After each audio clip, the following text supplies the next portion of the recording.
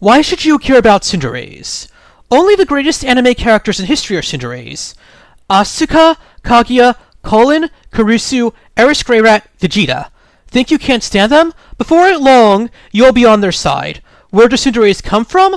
These early characters nailed the perfect early form.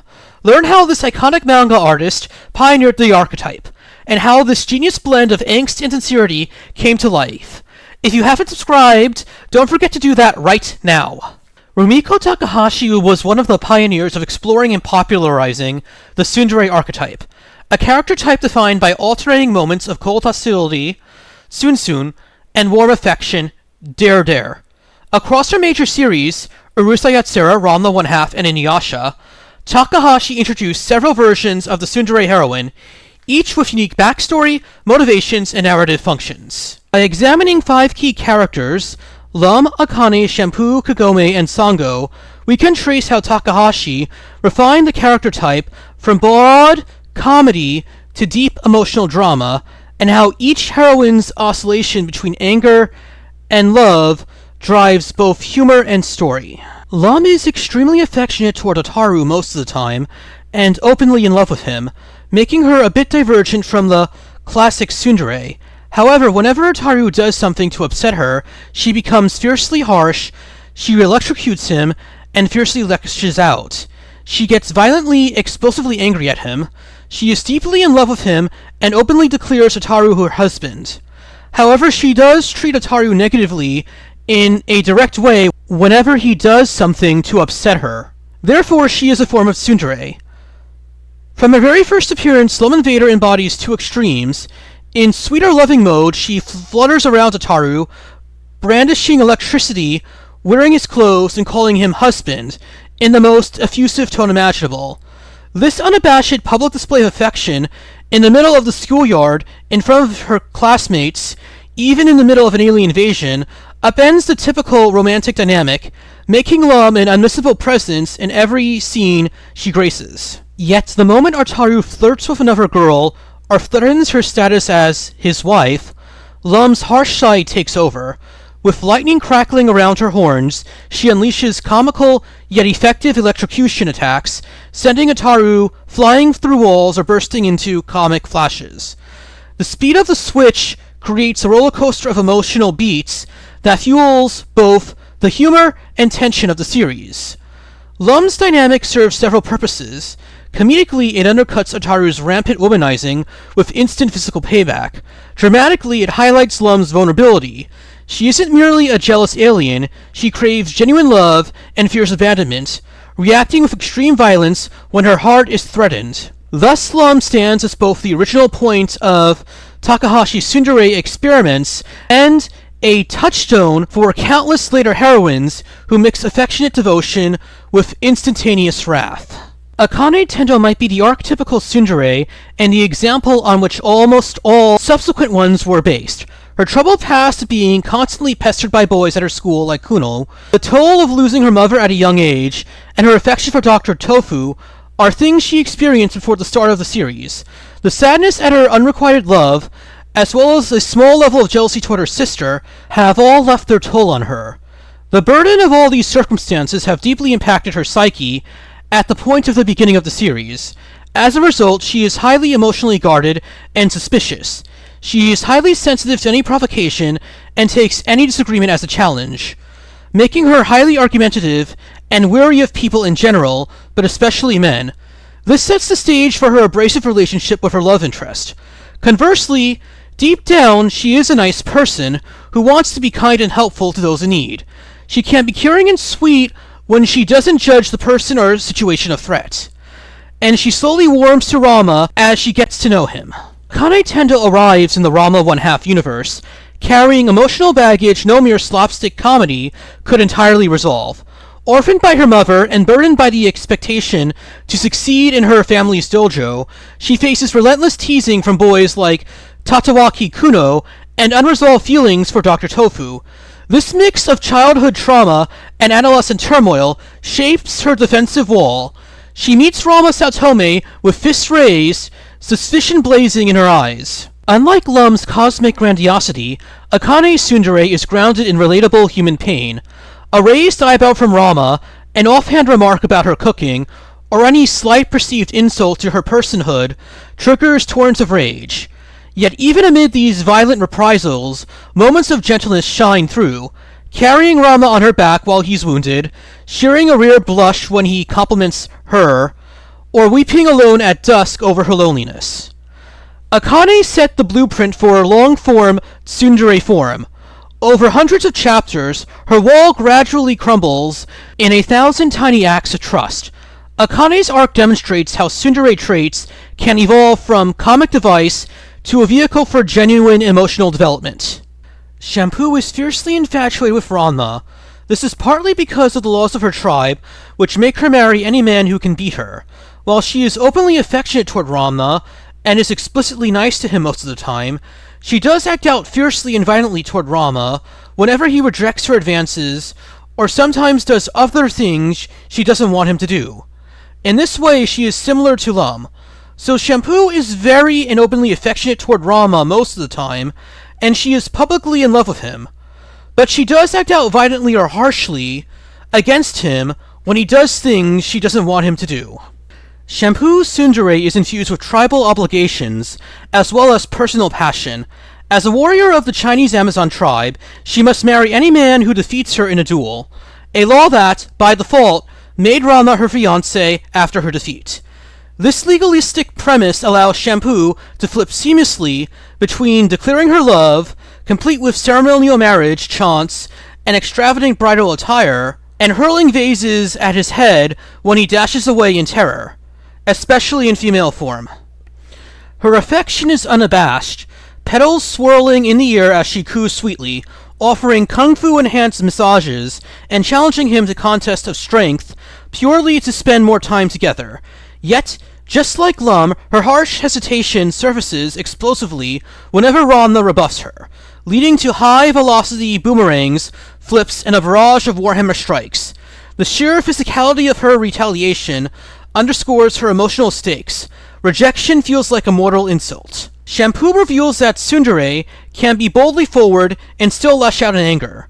Her presence diversifies Takahashi's palette. Shampoo's duality highlights that tsundare traits can scale from comedic extremes to emotionally complex bonds. Kagome doesn't start out the series with the same baggage as Akane, but she does start out her relationship with Inuyasha in a hostile state. At first, she doesn't really get along with him, finding it difficult to cooperate, and openly arguing with him. However, as time passes, they grow closer, and she warms to him. At this point, the relationship dynamic is closer to what it will be throughout the series. Kagome likes Inuyasha, but still argues with him and is harsh with him when they fight or he does things she doesn't like. She is also very jealous of his relationship with Kikyo. However, she grows very close with Inuyasha and gets along with him well most of the time. They share a joint mission together and work with each other to achieve it. She is a very sweet and caring person who wants to help those in need whenever she comes across them. She starts to be openly affectionate toward Inuyasha later in the series. Kagome's entry point into Inuyasha provides a newer take on a tsundere character. Unlike Lum's cosmic origins or Akane's drama, Kagome is a modern high school girl thrust into warring stage Japan, carrying an innocent soul into a violent world. Her first meetings with the half-demon Inuyasha are fraught with mistrust. She fires arrows at him, he kidnaps her, and they bicker over the stolen Shikon jewel shard. Her harshness arises not from rejection of love, but from the sheer survival instinct. Inuyasha is dangerous, cantankerous, and unpredictable. As they undertake the quest to collect jewel shards, Kagome's sweet side blooms in small moments, treating Inuyasha's wounds, gifting him a protective amulet, and offering emotional comfort when he grapples with his past.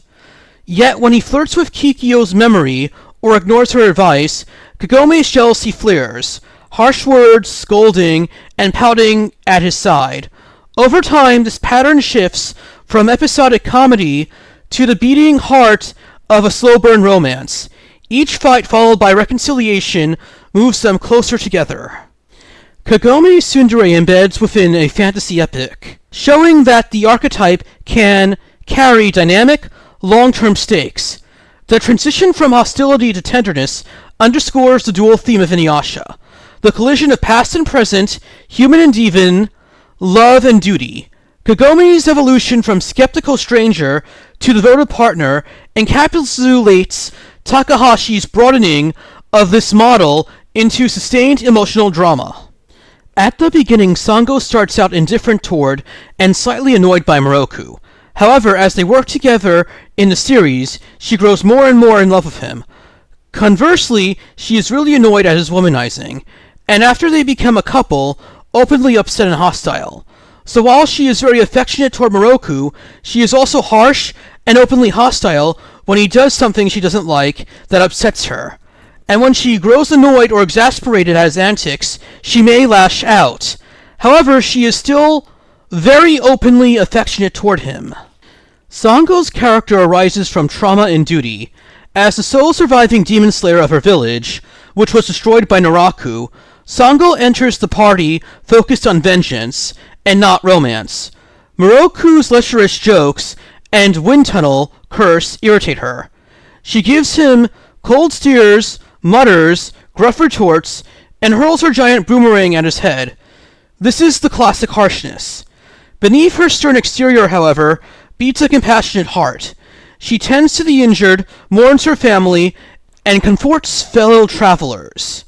As Moroku proves his trueness, defending her against demons and sharing his own curse, they bond.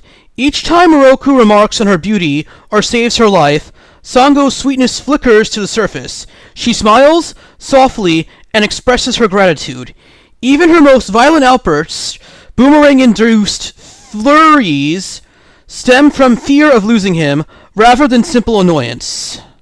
Sango completes Takahashi's experience with Tsundere. From comedic extremes to deeply emotional trauma-informed relationships, her shift underscores Inuyasha's themes of loss, healing, and hope. By the series' end, her engagement to Moroku represents not only love conquering pain, but trust transforming suspicion into companionship. After Inuyasha, Rumiko Takahashi never really did any more Tsundere characters. It's notable that following Inuyasha, which concluded in 2008, her subsequent major series, like Kyokyo no Reni, don't use tsundere heroines.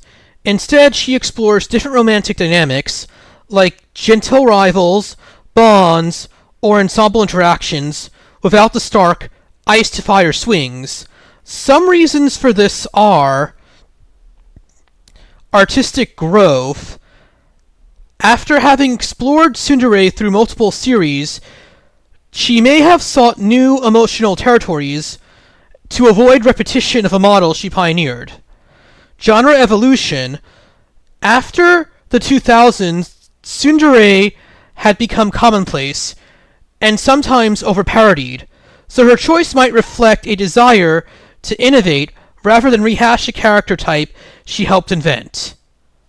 Later works focus more on episodic supernatural comedy or the supernatural detective format, where sustained romantic tension of the tsundere type not fit.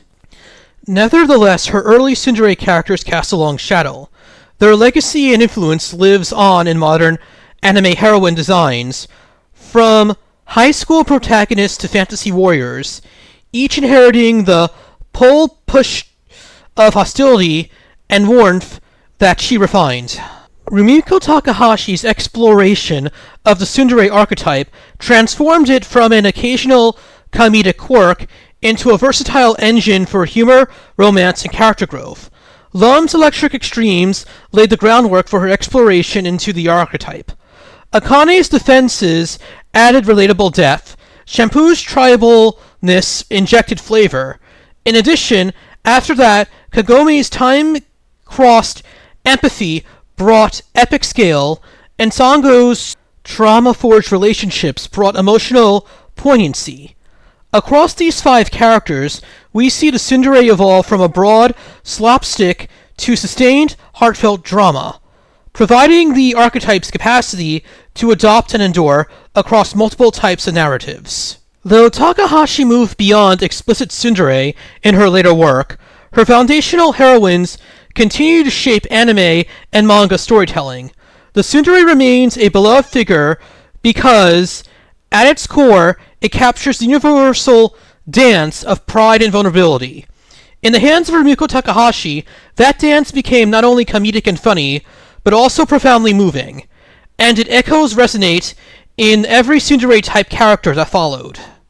Which character is your favorite? Drop your pick in the comments below and leave your thoughts. Make sure to hit like, subscribe, and ring the notification bell so you won't miss the next videos. Thanks for watching.